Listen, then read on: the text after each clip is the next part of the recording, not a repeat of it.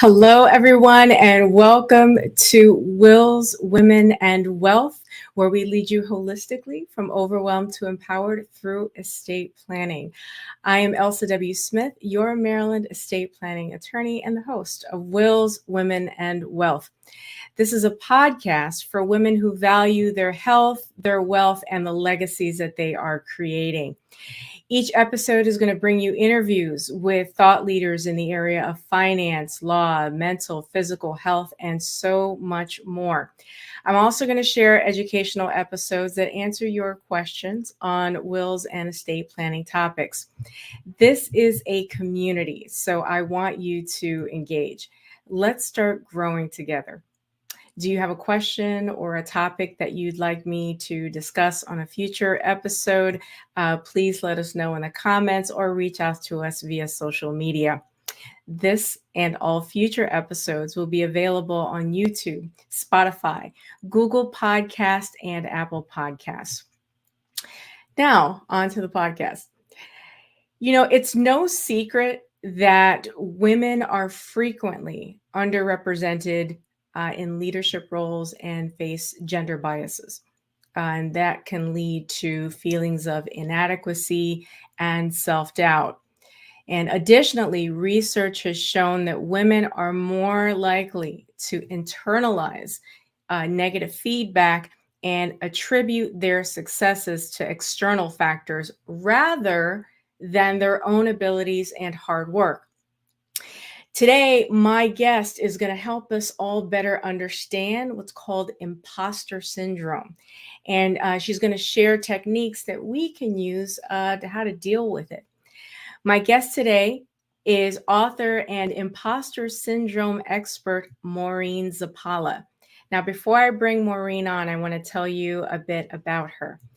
Maureen Zappala is a University of Notre Dame graduate and former NASA propulsion engineer, also known as the rocket scientist. She's an author, award-winning speaker, and founder of High Altitude Strategies.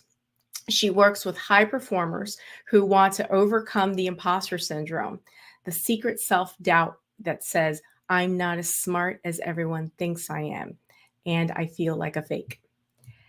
She was the first and youngest manager of NASA's Propulsion Systems Laboratory in Cleveland, Ohio. In 2009 and 2020, she was in the top 10 of 30,000 contestants in the Toastmasters World Championship of Public Speaking, the public speaking contest. She's the author of Great Speakers Are Not Born, They're Built, and Pushing Your Envelope, How Smart People Defeat Self-Doubt and Live with Bold Enthusiasm. Companies that have sought Maureen's services include AT&T, Freddie Mac, Boston Scientific, Merck, the Kansas Chamber of Commerce, Society of Women Engineers, and Ohio Society of Professional Engineers, and so much more, so many more. After 40 years in Ohio, Maureen now lives in Las Vegas, Nevada. She has 2 college-age children and is an avid CrossFit fan and decorator wannabe. Please join me in welcoming Maureen Zappala to the podcast. Hi, Maureen. How are you? I'm great, Elsa. How are you doing? I'm wonderful. It is so lovely to have you on the podcast today, and I can't wait to do like a deep dive into this. So before we do that, I always want the viewers, the audience, this community to get to really know our guests on a more personal level. So if you would tell us a bit about your background. Well, yeah, you kind of gave the high level overview, bird's eye view of, and as I'm listening to it, I'm like, first of all, she read it just like I wrote it. Yay. and secondly, I thought, oh my gosh, I was pretty busy. So yeah, I'm a former propulsion engineer, AKA rocket scientist with NASA. It was a dream job. I worked for the Lewis Research Center just outside of Cleveland in jet propulsion, aircraft propulsion. Something I'd wanted to do for years. I wanted to be an engineer from the time I was a little girl. So this was truly a dream come true. And I loved it. I absolutely loved that job. and left, not because I didn't like the job or because there was bad feelings. It was just time to move on, time to move on. And over the course of the next few years, many years actually, I got married, had some kids, did a lot of other things. And now I'm a professional speaker speaking on the topic of imposter syndrome, which is something I wish that I had learned when I was at NASA, because I lived with it at the time. Now, Maureen, I understand that your dad was a significant impact, and he played a role in your career journey. Tell us a little bit about that. Yeah, Elsa, I remember when we talked, we spent a lot of time talking about our history. So, we're all a product of how we were raised and the circumstances we lived in. I was born and raised in the heart of New York. Love it. I know. It's kind of your tribe. I know. And my dad he worked for the Port Authority, and at the time he was on the design team for the World Trade Center, the original design of the World Trade Center. And I remember clearly being about, 6 or 7 years old, because I'm old. He came home with the blueprints and rolled them out on the table, twin towers. And because I have a twin brother, and he said, "Maureen, there's going to be twins just like you." And I just was fascinated with the blueprints, with big buildings, living in New York, surrounded by bridges and tunnels. And it was my dad who recognized that I was drawn to that. And I had a natural talent for math and science. And he was the one that said, "Maureen, when you grow up, you should be an engineer." And I remember I said to him, "Ew, no, I don't want to drive trains," because that's what I thought engineers were. And he said, "Oh, no, a different engineer. They build things." And that captured me. So it started my journey.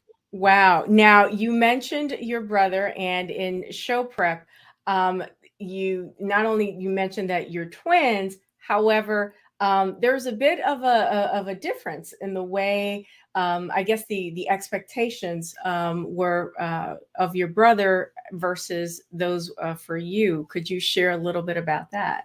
Yeah, we're 4 minutes apart. I'm the baby, and he never lets me forget. Still, at age 62, he still calls me his baby sister. Love it. And we grew up obviously in the same family with the same parents in the same household. I think we got two different messages. And I don't know if it's because my parents intentionally treated us differently, or the way our natural inclinations drew out different responses. But I was always encouraged to, I was a great student. I always excelled. I loved getting A's. My brother, he was pretty happy with not getting A's. And a free spirit. Yeah, well, not a free spirit. He just had different skills, different talents, different, things that stirred his heart. He wasn't as high achieving a student as I was. However, here it is, how many decades later, life has a funny way of evening things out, and he is doing great. We both are. But, growing up, we just had different messages. I was an A student. Anything less than an A, I thought I can't go home. My parents will kill me, which was not true, even though I felt like it was. Wow. And isn't that, I had the same or kind of similar experience, a high achieving student all throughout grade school. I loved school. I was a nerd. And I actually winced when there was like a teacher work day or something like that where I had to stay home. So I get it. Now, with that backdrop, describe the environment that you were in when you got to NASA, and what was that like? Oh my goodness. Talk about culture shock. Yeah, when I got hired at NASA, it was 1983. I had just graduated from University of Notre Dame. And honestly, I was not a straight A student in college. I kind of shed my gotta get A's all the time and decided I had a good time in college. Now, I was a good student. I had a good GPA. It just wasn't, stellar. Sure. So when NASA hired me, I remember thinking, did they notice that I didn't have a perfect transcript? Because for goodness sakes, this is NASA. This is like where the real super smart rocket scientists hang out. Oh, I know why they hired me. At the time in 1983, NASA needed more women. It was a concerted effort to find women and hire them. So I really felt like that's really the reason they hired me. Had nothing to do with my grades. It had everything to do with my gender. Well, of course, years later, at least that's what you told yourself anyway. Yeah, that is what I told myself, because what evidence did I have to not support it? It took me years to really see the evidence where I was qualified. I was a perfect fit for NASA for many reasons. Grades aside, gender aside, I had the personality, I had the inclination, I had the work history in college, many things. I killed the interview, because I could do well in interviews. So there were many factors that led them to hire me that made sense. Now, did you, how many women, I guess, what was the proportion of like men to women at the time you were there and the time you came in, and did that proportion change during your years at NASA? To be honest, Elsa, I don't remember it even being an issue for me other than, oh, well, that's why they hired me. It wasn't like I looked around and thought, oh, I'm the only one. I wasn't the only one, but I don't know what the percentage of it was. And the reason it didn't occur to me to look is because when I was in college at University of Notre Dame in the engineering program, in the mechanical engineering program, I was accustomed to being one of only a handful of women in a sea of men, not just because it was engineering, but because at the time, Notre Dame was very slowly increasing its female population. So I was used to being a girl in a guy's world. That's really interesting. So that's really interesting because that kind of, liken it to like going into, the deep end of the pool or, unfamiliar territory. That whole thing didn't phase you. You were kind of like desensitized, I guess, to that. So, but by the time you got to NASA, it was like, here we go again. Yeah, absolutely. And it was how best to say it? There was definitely, I was aware of it, but it just didn't define me. It wasn't like I felt like I had to work harder or I can't do this because I'm a woman. It actually helped many of my coworkers, the male coworkers, kind of up their game. I liked the being treated like a lady. Now, it doesn't mean that I was cutesy and flowery and shrinking back. That's not what I mean. I'm strong. I'm independent. I'm opinionated. No doubt about any of that. But I'm also very feminine. And I liked dressing feminine. I liked them to respect me as a woman, to just defer to me in a way that I thought a gentleman should. So I think I called them to a higher standard. And it was beautiful. It was really wonderful. I loved working at NASA, even as a woman and a girl in a guy's world. Now, it still did taint my expectations of myself. Definitely, there were times when it was very clear that I was assigned a project because I was a woman. I was put on a committee because I was a woman. I was promoted. Granted, I was promoted to a management position because I had the skills, but the fact that I was a woman, check that box. They loved it. So I was kind of paraded around as, oh, look, we do promote women. Here's the one. Did you resent that though? Because I've talked to women and I mean, the opinions of this, the feelings of this run the gamut. But did you resent that in any way? No, not at all. Okay. I welcomed it, and sometimes I enjoyed it. It was a challenge. Absolutely. It was a challenge. More so when I went outside of the NASA bubble and I had to meet with clients or contractors. They were less used to a female in their vicinity. Or they were less used to working with females from NASA. That's probably a better way of saying it. Aha. And sometimes I had to, I did have to put in a little bit more effort to ease their mind, to let them know I'm competent, I've got you, I'm representing my agency, but I'm also here to make things work for both of us. I'm not I didn't want to play the woman card. I didn't want to be the woman, hear me roar. I didn't want to be like that, because I think that can be divisive in a lot of ways. Interesting. But I wanted to build the bridge for sure. And I knew that there was a bridge that needed to be built. I thank you so much for your transparency. Because those experiences could have been faced in a different way, and certainly you and I know that different women, we're all individuals. We handle things differently. We respond to things differently.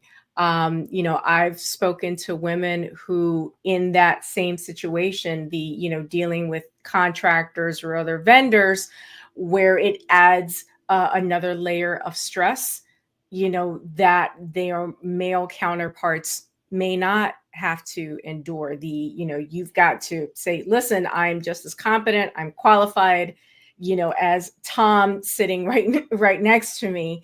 But you've got to go through that. But you're saying that you didn't have that experience. I didn't have the experience with respect to my gender. Okay. My self-doubting, my discomfort came from my age. And partly it's because of how NASA was structured. I don't know, at the time, for generations since they were born, they seemed to have a pattern of only hiring people about every 15 years. Wow. And they would hire clumps of them. So I was hired with a clump of other people around my age, a year or two within my age. And then the next closest in age were probably 10 to 15 years older, much more experienced, much more knowledgeable. So that's where my imposter syndrome came in. It wasn't a gender thing. It was an age thing. Very interesting. Now, since we're talking about it, let's just, on a very foundational level for everybody watching and listening, what is imposter syndrome? Yeah, it's a collection of symptoms that all point to you're not as smart as everyone thinks you are. And it's irrational. It's the inability to internalize your success, to own your success, to confess your success, in spite of sometimes massive evidence that proclaims that success. So because you doubt your success, you dismiss your success, you feel like you didn't deserve it, and you feel like a fraud. So that's where the term imposter syndrome comes from. It was a phrase that was coined back in the 70s by two clinical psychologists, Pauline Clance and Suzanne Imes. And then it's been made more mainstream in the last probably 2 decades. Valerie Young, who wrote the book Secret Thoughts of Successful Women, she's the creator of the Impostor Syndrome Institute, and I've partnered with her. I'm one of her associates to present her content, but she really brought it mainstream. She really brought it to the main business stage of contemporary thinking, and she's a real trailblazer. And this is a question that came to mind as you were responding, did the prevalence of imposter syndrome, at least reportedly, is there a correlation between that rise and the rise of women joining the workforce? Wow, that's a great question. Like I said, it just came to me. I know we talked in show prep, but I'm just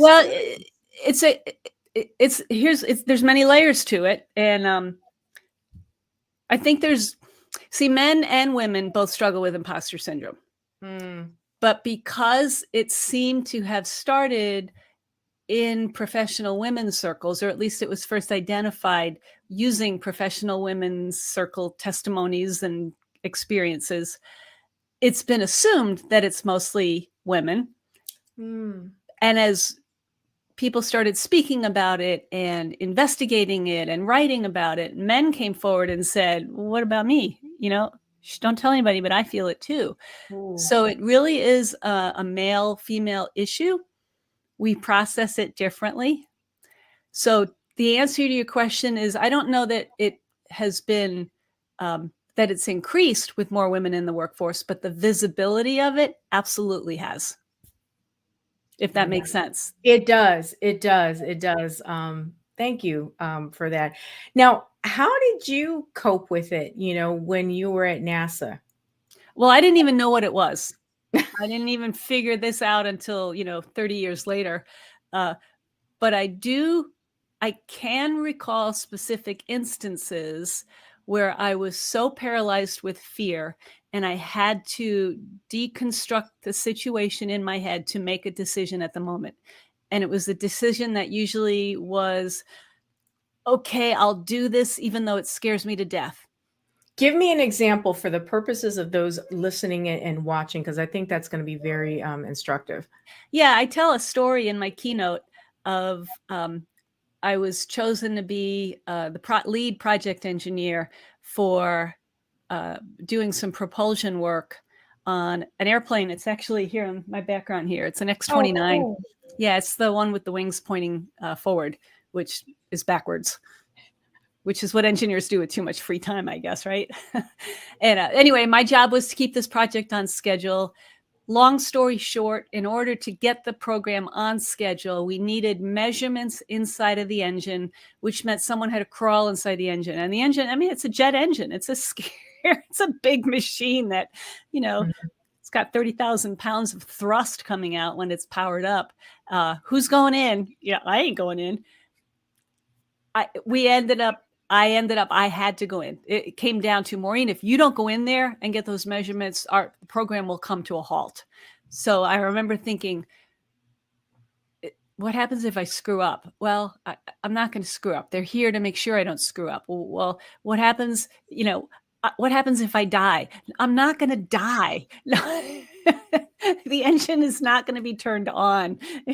You're not. So I had to literally talk myself off the ledge, and then still was scared. I ended up putting on some coveralls, crawling up inside of this engine, getting the measurements, and then being so excited that I was even inside of this engine. It's, if you've ever seen Top Gun. Yes. Many times. Yeah, me too. Many times. Well, back in the 80s, it was because of Tom. Yeah. And then most recently, I'm like, okay, it's still because of Tom. It's still because of Tom. But it's because of the airplanes too. I love the airplanes. But all the scenes where the aircraft, it used to be the F-14s and it was the F-18s and the F-35s taken off from the aircraft carrier, and you see flame coming out. That's where I was up there in those engines, without the flame part. And it was extraordinary. And so when I tell this story, my point is not just that I was in there and, oh, what a cool experience. But when I came out of the engine, I was different than the woman that went in. Ooh. And what happens in that moment of overcoming your imposter syndrome. And to do that, it is a thought process. It is deconstructing the fears that are holding you back, challenging them, finding the evidence to support it or the evidence to refute it, and deciding to do different. And that's what I did. I'm like, when I put on those coveralls, I was doing different, because normally I'd be like, hey, ain't my job, honey, no way. No.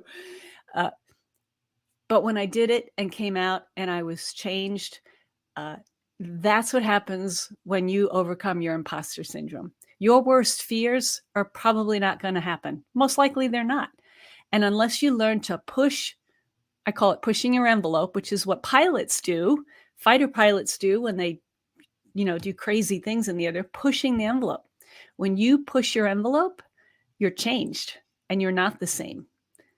So that's what it takes to get over imposter syndrome. Wow. I could just take that clip and just play it over and over and over again, because I love that. Actually, I think that's, pardon the expression, pretty badass thing to crawl into, an engine. Yeah. And fun too. But the description of the transformation, that happened is something that, quite frankly, left me, breathless. I was like, oh my gosh, that's exactly how it feels. That, and you don't, and like you said, it was before you coined it, imposter syndrome. It was something that happened to Mhm. you, and it wasn't until years later that you look back and go, that's what I did. And that's what you did to deal with it, how Yeah. you overcame it. Yeah, so often, and I don't know if it's been the same with you, Elsa. I know that, in your professional career, you had to go through law school, and, you're in a woman in a man's, it's a woman in a men's world when you're talking about wills and testimony, or wills and less will and testaments, and, Right. all the, that stuff. I'm sure you have hit your limits Right. and had to push through. Absolutely. And what I have learned is that growth happens in small nudges, not quantum leaps. And that the enemy of growth is not fear, it's refusal to push a limit, to see if it even is a limit, because Wow. most limits aren't. And when you get over that limit and you turn around and you look at like, oh, I did that. It wasn't all that hard. What was I so afraid of? We talk ourselves, we just live in fear so often. Isn't And it like those, I've heard other like thought leaders talk about, the fact that our brains are wired to protect us. So anything that's different, anything that's, scary, it'll send all kinds of messages to oh yeah. make you avoid that thing. Mhm. Yeah, Right. there's definitely a lot of brain chemistry going on there, and there's a lot we can do to reverse that in that moment. But we have Wow. to be, it's so easy to be sloppy with our thinking. Hmm. You Talk know, to us a little bit more about that. well, and I'm not a neuroscientist, so I'm just kind of not winging it, but barely scratching the surface. So many Right. things that we do on autopilot, right? Hmm. Get up, Right. you We have the do. same routine in the morning. You don't even remember how you drove to work, things like that. Right. Uh, there are so many thoughts that we have that are just automatic and we don't even question it. Right. Well, what if we start questioning some of those thoughts, some of those assumptions? For example, one of the symptoms of imposter syndrome is an unwillingness or a commitment to not delegating. Mm. Now, sometimes there are legitimate reasons to not delegate. I truly am the only person who can do this. Or there is nobody available to do this, or it really would take longer to explain it than to do it. And I need to get it done by 5:00. Legitimate reasons. But most times, people with imposter syndrome think to themselves, well, if I really was smart, I shouldn't need the help. I should be able to do it myself. Hmm. That's a different kind of failure to delegate. So when you find yourself in that, like, I should be able to do it because I'm smart, right?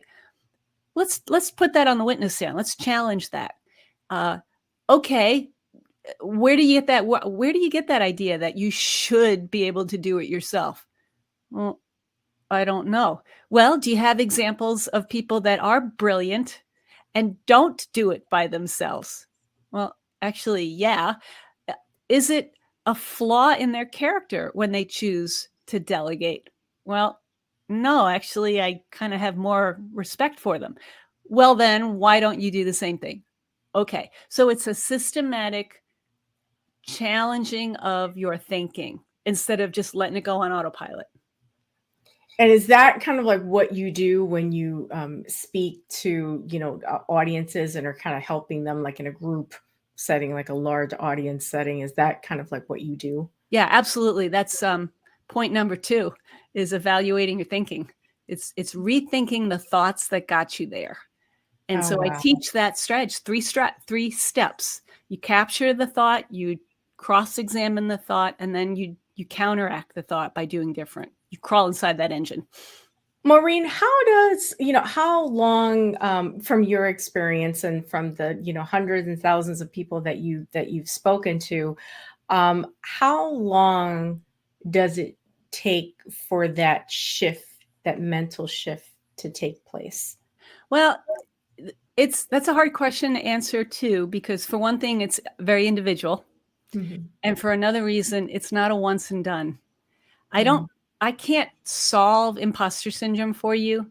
I can give you the tools to help kind of turn the ship, kind of change your trajectory. Yeah. But I liken it to a farmer who has seeds and soil, right?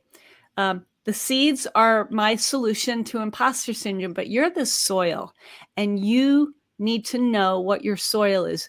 Farmers, when they love their soil, they smell it, they touch it, they feel it, they look at it, they know what it takes, they know what it lacks, they know what it needs to have a seed germinate. They know soil so well. So even though I have the seed, you have to know your soil.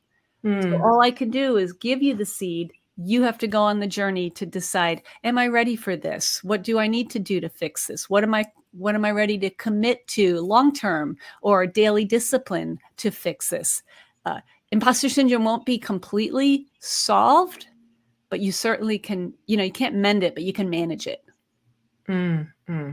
And I like that you said that this is an ongoing thing, just like, professional development, any kind of, mental cleanup, housekeeping that we have to do. It really is, for some people it's monthly, for others it's a daily exercise. I know, personally, I go through kind of like a ritual of things that I do in the morning. And it has a lot to do with kind of psyching myself up, to face the day, to face the challenges. But it is a daily ritual. Yeah, it really is. It's disciplined, intentional, focused effort. Wow. So you're such a, highly sought after, like in demand, keynote speaker. How did you get the training to fall into this? Oh my gosh. It's like the school of hard knocks. Oh, seriously. It is. Get out on a stage and see if that works. I make light of it. It's not too far from the truth.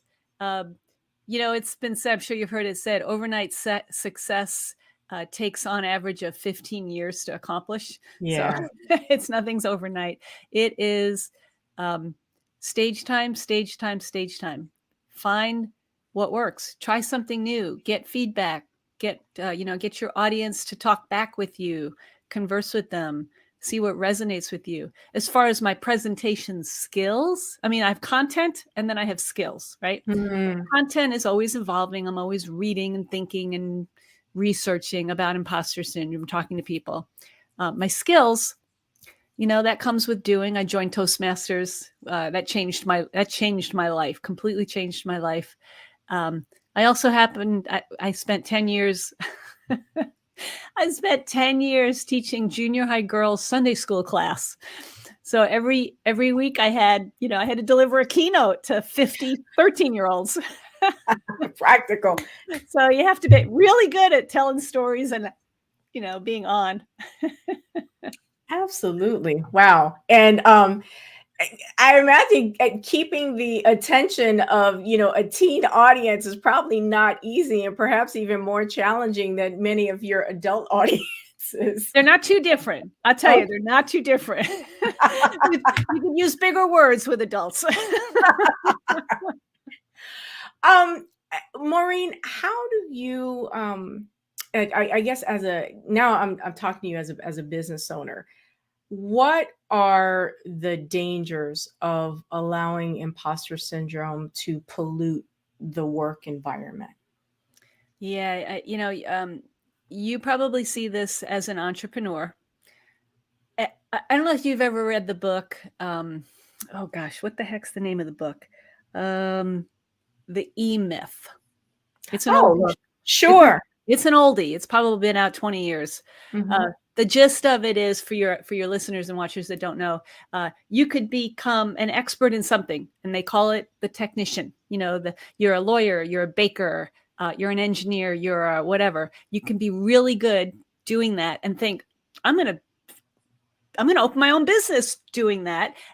And then you become the entrepreneur in the baker or the lawyer or the engineer and the consultant, whatever. And you realize, oh, I was really good as the technician, not so good as the business person, because different skills, right?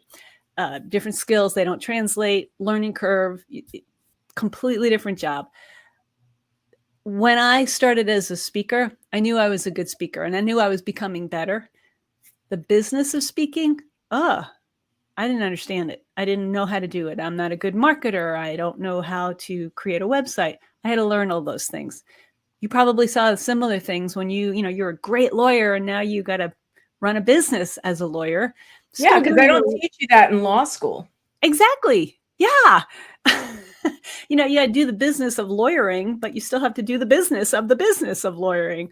So imposter syndrome screams the loudest in times of change and transition, especially with entrepreneurs and business owners, because they think, oh, I'm just going to slide over and own my own business. Oh, wait, no, I'm not very good at this business thing. And so you start to question your abilities. Wow. Until and you learn that. No, I was going to say, so if once that, say like one of your team members, starts to, experience that, and, that I guess can affect other, other managers, other, frontline folks, there's really everyone in your organization, right? Yeah. When, there's two aspects of imposter syndrome. One is how it affects the individual, how I struggle with it, how you struggle with it, how anybody personally struggles with it. And it manifests itself in different ways. They look like great employees because they're kind of overcompensating for this fear, but they also have a fear that holds them back. So they're not always living up to their greatest potential. That's one aspect of it, the personal experience. The other experience is from the perspective of the leader who has to manage people who have imposter syndrome. They may or may not know it. So how do you, first of all, recognize imposter syndrome and parse it out from other situations? Like, wow, they just really are a hard worker. They just love their work, as opposed to they're working like a maniac because they're frantic. They're going to be found out as a fraud. How do you tell the difference? And then how do you create an environment where people that do struggle with imposter syndrome can truly flourish in spite of it? So how do you have the conversations? How do you revamp the recognition and reward structure? How do you change the culture of your unit or your company, however far up the chain you are? So, what can you do to help those people through it? Wow. So that really, underscores the need for, which is something that I do at my firm, is, the not just the annual performance review, but, in between then, like, the checking in, seeing if you're on track, to meet those goals. And I guess in those opportunities are, a great moment to check in and just, see whether there are signs of burnout, right? And then going into why. Yeah, those touch points are huge. And, they serve other purposes too. They build community, they build confidence, they create a professional kind of intimacy, which is so necessary, I think. So yeah, it's all those things are exactly what you're doing is right. And what does, I guess on the flip side, what does an imposter syndrome free environment look like? Oh my gosh, so Like many Nirvana, good things. the angels. I know, it's just it's so beautiful. And I say it from personal experience because I am such a different person than I was when I was at NASA. I still have those imposter moments. And that's the beauty of this. When you grow through your imposter syndrome, you take that syndrome and you reduce it to moments. And the moments are shorter and shorter and fewer and far between. So you can just broom them out of the way. So what does it feel like? I feel like I'm okay to take on a challenge, even when I don't know if I can handle it, because failure is not going to do me in. I mean, really, in most cases, the stability of the free world is not in the balance. our survival rate of difficult situations for the most part is 100%. Absolutely. Because we're all Yeah, still right. here. Right, exactly. I say that tongue in cheek, but really that's the way we have to view it. It's not going to destroy you. It makes you so proud of your capabilities and your past accomplishments. And it does give you freedom and correct pride. I don't mean prideful pride, like arrogant pride, but I mean genuine pride that will carry you to do the next challenge. It releases you from the burden of wondering, can I handle this? Will I measure up? Is today the day that they're going to figure it out? Part of the beauty of all that is knowing you're not alone. Guess what? Throw a rock and you'll hit 5 people that struggle with it as well. And that's I found it very encouraging, because I don't have to think, oh my gosh, I'm not as, she's smarter, he's better, she's wealthier, everybody's more than I am, therefore I am smaller than they are. That's not true. So it kind of lifts everybody up, equalizes everybody. It's a beautiful thing. That brought to mind something that a comment that was made to me by a colleague of, people applying to jobs. Women want to make sure, all the boxes are checked before they even apply, whereas men tend to, gross generality here, but men tend to go, let me just throw my hat in the ring and, see what happens. Absolutely. You nailed it. And not only is it skill related, part of it is character quality related too. We undervalue and sometimes totally neglect our character qualities. And character qualities, really, when you look back in your history, the skills are important, but your character, don't you think it was your character qualities that put you on the path and kept you on the path to get the skills? You were resilient, you were creative, you played well with others, you were curious, you were a good work ethic.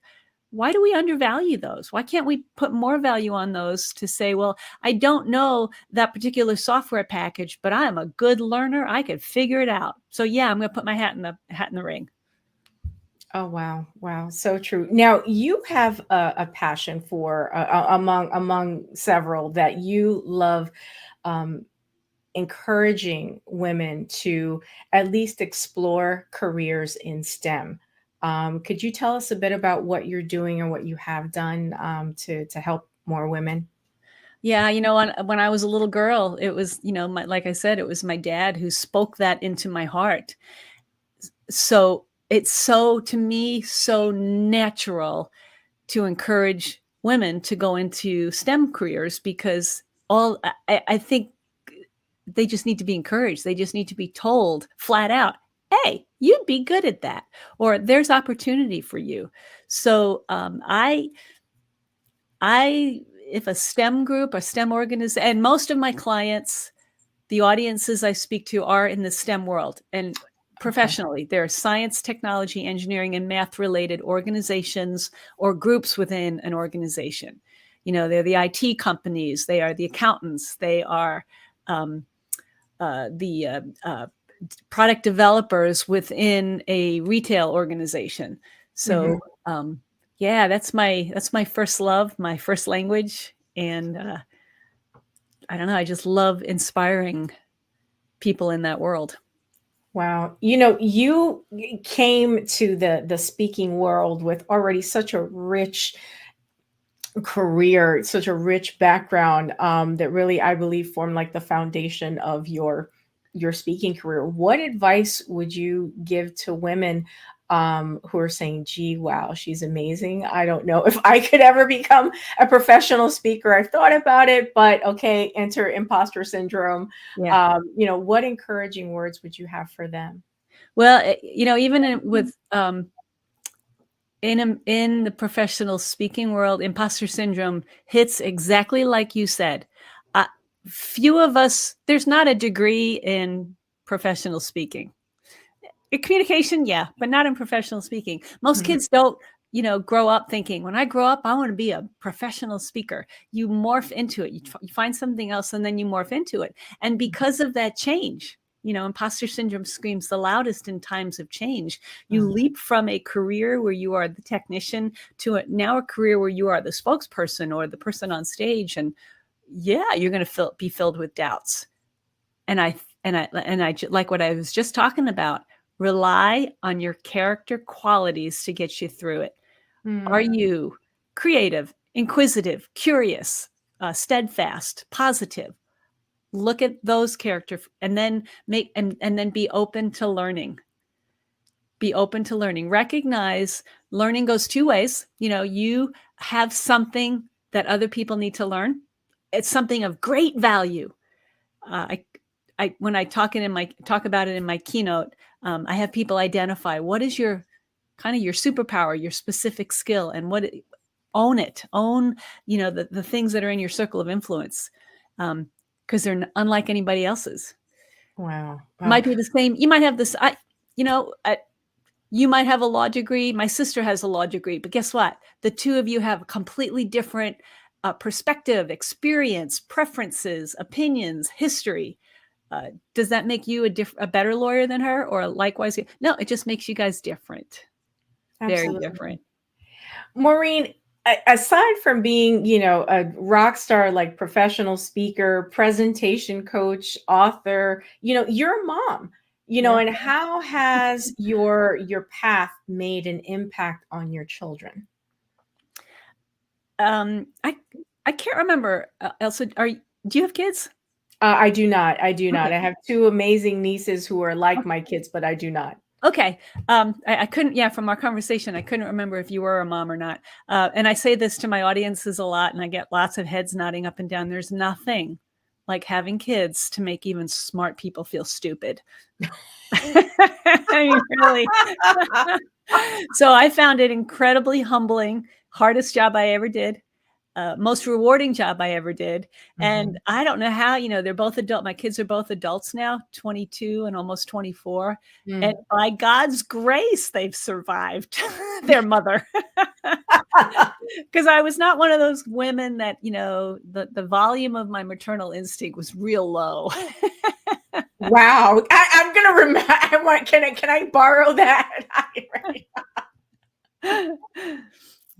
Love my kids, but boy, it was hard to figure out how to parent them. It just didn't come easy to me. I mean, do they look at you and go, wow, I'm interested in a STEM field or, tech or something. And has what your career impacted them and made them want to at least consider a career in the tech world or sciences? Yeah, my son actually is going to graduate in April or May. I don't know exactly when graduation is, from University of Cincinnati with a degree in astrophysics. So wow. Yes on that one. And then my daughter is incredibly talented as a photographer, graphic designer, and interior designer, even though she's not a degreed designer. Incredibly talented. Imposter syndrome screams to a lot of the tech people. It also screams in the creative fields. Now, her being in the graphic design, photography, that it kind of straddles both worlds. Because technically, I mean, you got to know your technology, you got to know your software, you got to know your computers. So a little bit of, it's a little bit, I think I've had a good influence on both of them. Oh, good. Wow. Do you have any books that you would recommend for people wanting to understand imposter syndrome a bit more and that would provide tools to help them deal with it? Yeah, I wrote a book. It's called Pushing Your Envelope. You can find that one on Amazon. But the one that really impacted me, it's called, I'm looking at it on my bookshelf. I was wondering, you were looking at the heavens. She's waiting for an epiphany. Looking up in my bookshelf. The Secret Thoughts of Successful Women. I mentioned it earlier. It's by Valerie Young. That book is really what launched me on the path of studying and learning about imposter syndrome, and then seeking out Valerie to partner with her because she is put it on the map. Awesome. Awesome. Maureen, I just want to thank you as we're wrapping up. I wanted to thank you so much for being so gracious with your time and joining me today on Wills, Women, and Wealth. Do you have any final comments as we wrap up? Anything, any takeaways that you want to share with the audience? Yeah, one of the things that I always bring up with my audiences when I give my keynote and my programs is, number one, you're not alone.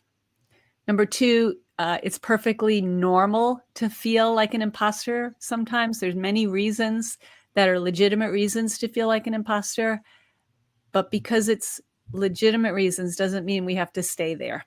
So there is a way out, and it is about rethinking the thoughts that got you there. So hangeth thou in there, oh baby, this too shall pass. You can manage your way through imposter syndrome to reduce it to a moment that you can broom out of the way. I love it. And I think that's the perfect way to end our conversation. Everyone, Maureen Zappala, her information, her contact information will certainly be in the show notes, but I'm going to put her website information here. The website, I believe, Maureen, has a way for people to contact you, hire you if they need a professional speaker for their company. In the area of imposter syndrome and other areas. But yeah, it's maureenz.com, everybody. And again, that link will also be in the show notes. Maureen, thank you so much for being a fantastic guest, and I'll have a wonderful afternoon. I'll talk to you soon. Oh, thank you, Elsa. It's been a joy. You have a great day. You as well. Everyone, wasn't she a fantastic rock star guest? I knew she would be, and I couldn't wait to just share her with the Wills, Women, and Wealth audience.